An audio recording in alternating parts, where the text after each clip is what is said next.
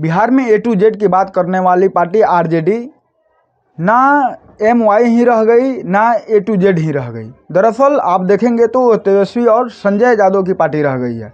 इसलिए कि तेजस्वी यादव की पार्टी इसलिए कि क्योंकि लालू यादव के द्वारा ज़बरदस्ती किसी बिहार की जनता पर तेजस्वी यादव को थोपा गया है। तो ज़बरदस्ती इसलिए इस मायने में बोला जा रहा है कि 10 साल सरकार में रहने के बावजूद वो आदमी पछलग्गू बन चुका है संजय यादव को। और संजय यादव जिसका किसी तरह का कोई भी कैडर वोट यहाँ पर नहीं है बिहार में, न ही उसका कोई अपना बेस वोट है। यादव के नाम पर अगर आप यहाँ पर आ रहे हैं तो यादव आप ही नहीं ना हैं। अगर यादव आप ही हैं तो 14% यादव देखिएगा तो आरजेडी में भी है और बीजेपी के भी साथ है।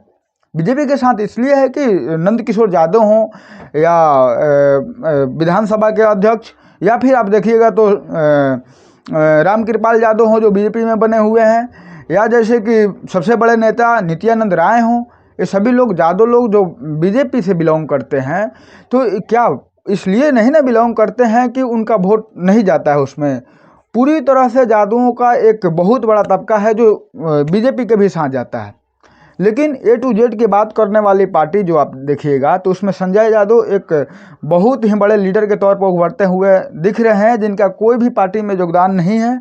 और एक तरह से देखिएगा तो पार्टी को और तेजस्वी यादव को हैक कर लिए हैं, इसलिए कि उस पार्टी में जितने ही धरातल पर मेहनत करने वाले लोग थे और उन लोगों के ऊपर किसी तरह का मुसीबत आया, चाहे वो रीतिलाल यादव हों या डॉक्टर मोहम्मद शहाबुद्दीन हो या अन्य तरह के और भी लोग हों, उन लोगों पर पार्टी की तरफ से किसी तरह का मदद या किसी तरह का आवाज़ नहीं उठाया गया।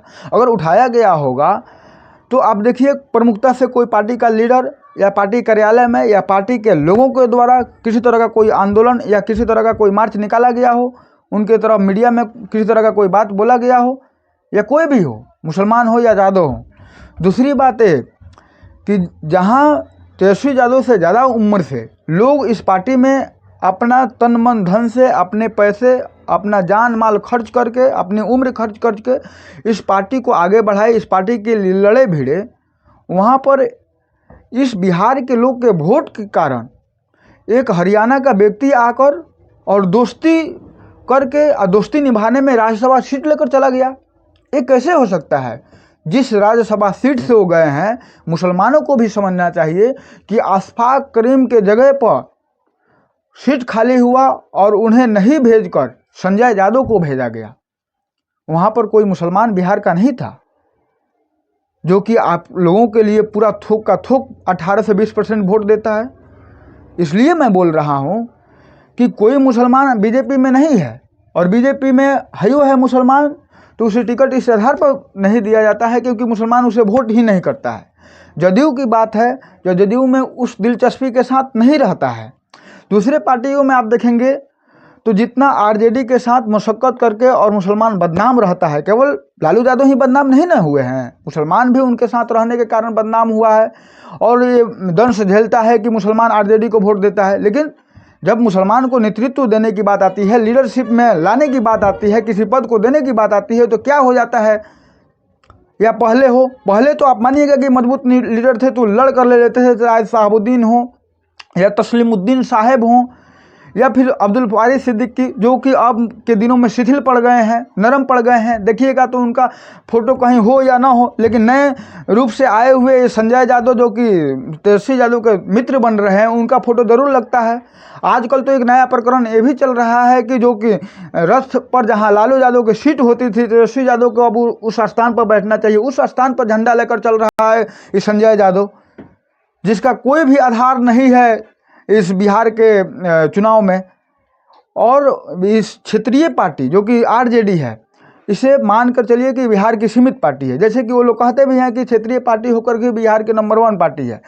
और जब MIM वाले लोग आकर जब यहाँ पर वो लोग अपना प्रस्ताव रखते हैं कि आप मुझे ले लो गठबंधन में, क्योंकि आप सेकुलर विचारधारा के हो, हम भी सेकुलर विचारधारा के समर्थन करते हैं, क्योंकि कम्युनल लोगों को भगाना है, कम्युनल लोगों को सरकार में आने से रोकना है, इस संविधान को रखने के लिए, सुरक्षित रखने के लिए, लोगों को समुचित विकास के लिए।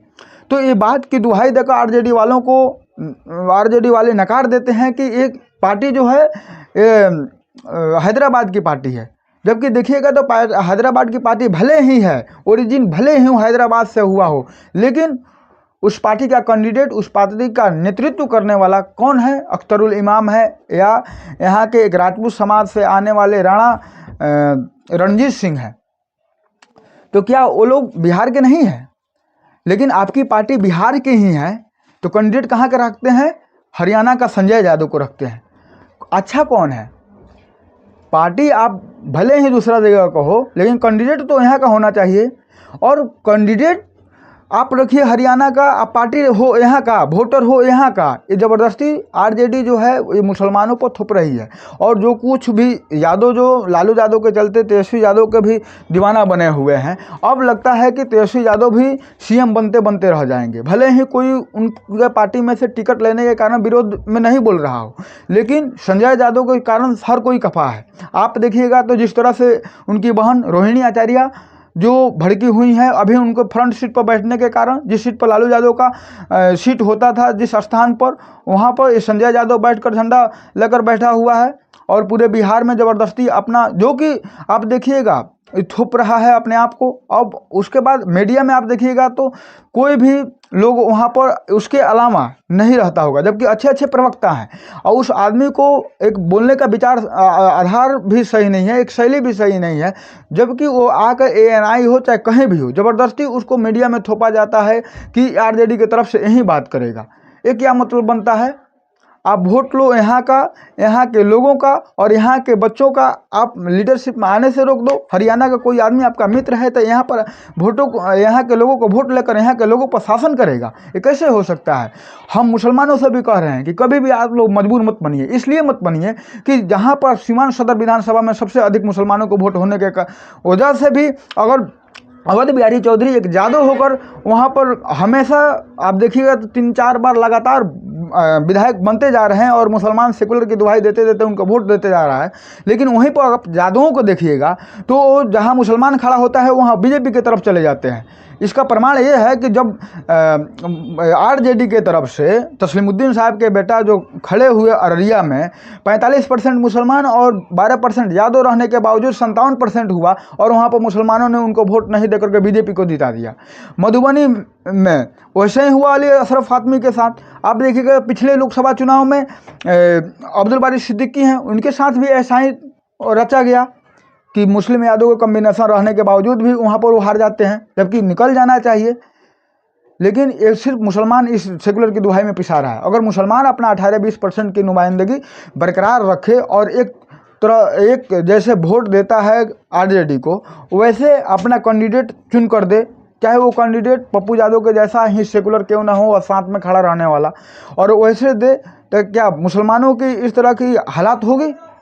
और ऐसे सभी लोग सोच कर दें और समझें कि अगर आपका वोट है और दूसरा कोई आकर थोपा जा रहा है ज़बरदस्ती, A to Z की बात करते हैं, कौन उनको वोट दे देता है? यहाँ पर एक ऋतु जायसवाल जो बनी हुई है, नए नए बनिया समाज से हैं, चाहे एक विनोद जायसवाल जो आए हैं नए नए, उनका आप देखिएगा तो बनिया समाज का कितना वोट मिल जाता है। मनोज झा जो हमेशा वो भेज देते हैं, ठीक है वो काबिल आदमी है, लेकिन 100% वोट मिल जाएगा इन लोगों को ब्राह्मण समाज का? अगर नहीं मिलेगा तो जिस समाज का वोट आपके साथ रह रहा है उस समाज के लीडरशिप को आप काहे नहीं आगे करते हैं? नहीं करते हैं तो समाज के लोगों को भी सोचना चाहिए, मुसलमानों को भी सोचना चाहिए खासकर, कि आप जब जन्मजात उस पार्टी के वोटर बने रह पा रहे हैं और आपकी कोई वजूद नहीं है, आपको आगे नहीं बढ़ाया जा रहा है, केवल टिकट मात्र दे देने से, कुछ टिकट मात्र दे देने से नहीं ना होगा। जिसकी जितनी भागीदारी है उसकी उतनी हिस्सेदारी होनी चाहिए। अगर नहीं होनी चाहिए तो फिर जनगणना का मतलब क्या हुआ? काहे के लिए जातिगत जनगणना हुआ? इसी उद्देश्य से ना हुआ कि उस हिसाब से, चाहे वो राजनीतिक पोस्ट हो या सरकार के संबंधित नियोजन या नियुक्ति हो, उसमें उन लोगों का अधिकार दिया जाएगा। और अधिकार मांगने से नहीं मिल रहा है तो ये चुनाव है, इस अंगुरी के ताकत से हम लोगों को छीनने की ज़रूरत है। कोई भी इससे पीछे मत हटे और अपनी लीडरशिप को आगे किए।